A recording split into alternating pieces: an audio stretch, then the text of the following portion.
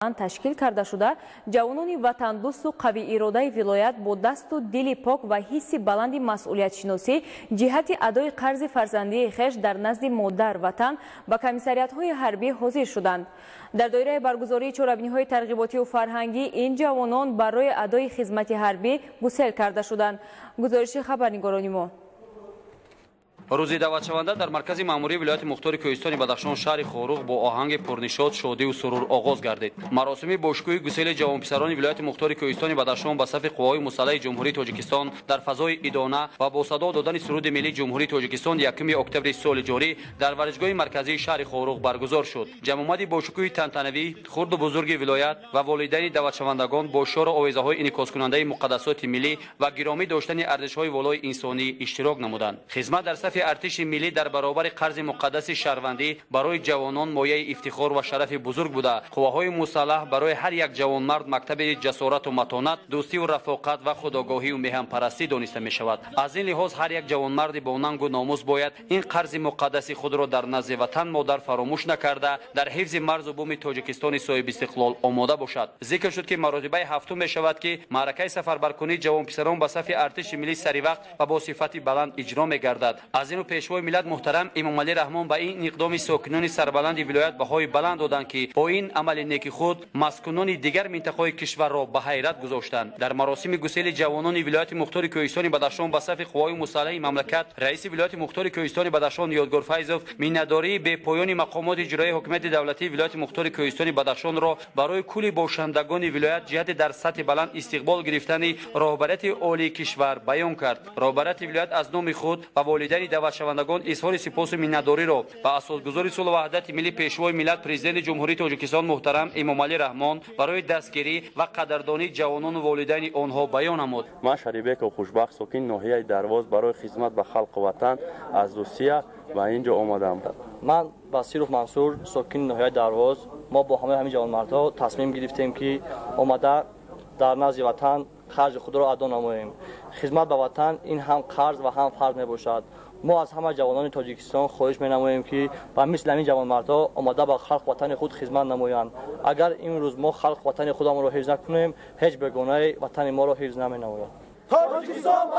همزمان به جوانانی که از سخنان سردار دولت روح الهام گرفته بهر ادای قرض فرزندی خود در نزد دولت و ملت به حفظ مرز و بوم میهن کمر همت بستند اظهار میناداری کرد. جوانان ولایت از ملاقات صمیمی رهبریت دولت که روزهای 27 تا 30 سپتامبر سال جاری در ولایت صورت گرفت از سیاست پیشگرفته رهبریت عالی مملکت پشتیبانی نموده آمادگی همه‌جانبه خود را برای حمایت خاک مقدس کشور اظهار داشتند. ما جوانان ناحیه مرغاب آماده هستیم که رفته به وطن تاجیکستان خدمت میکنیم. جوانان سری دعوتی اختیارا سنه 1 اکتبر که همچون روز دعوت شونده در سراسر کشور قید کرده می شود و کمیسیای طبی ولایت مختار کوهستان بدخشان حاضر شدند و بعد گذشتن از معاینه حتمی طبی همچون جوانان سالم و تهمتن برای ادا کردن قرض فرزندی بر حمایت خاک پاک تاجیکستان عزیز کمر همت بسته نقشه دعوت دوام 1 روز در قلمرو ولایت به پورگی یعنی 100% اجرا گردید.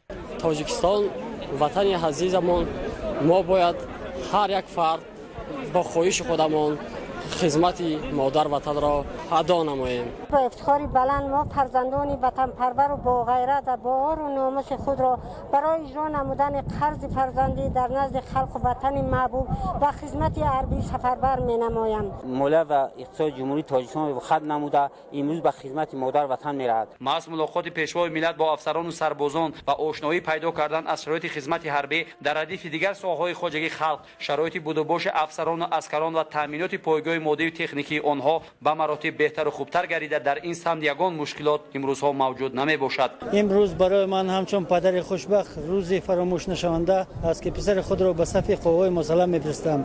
باز از آن خرسند هستم. این ماجرا پسرم به من گفت که در قطار مردان باور و ناموس او نیز خواهش دارد که برای وضع اینقدر غمخوری سرور کشور امام علی رحمان برای حفظ مرز و بوم کشور به صف ارتش تاجیکستان خدمت نموده توجیکستان رو از دشمن حمایت نماید. اولین شده جوانان با اور و ناموس نویه‌های حدودی ولایت با درک بلند مسئولیت وطندوستی و میهن‌پرستی تشبثشان داده در یک روز برای حمایت خاک مقدس وطن دست جمعانه سفربر گردیدند. مادران زنده‌دل بدخشان مطمئنند که برای حفظ خاک مقدس وطن عزیزمان فرزندان واقعا میهندوست را تربیت کردند که آنها برای اجرای عهده‌داری‌های حتمی حربی آماده میباشند.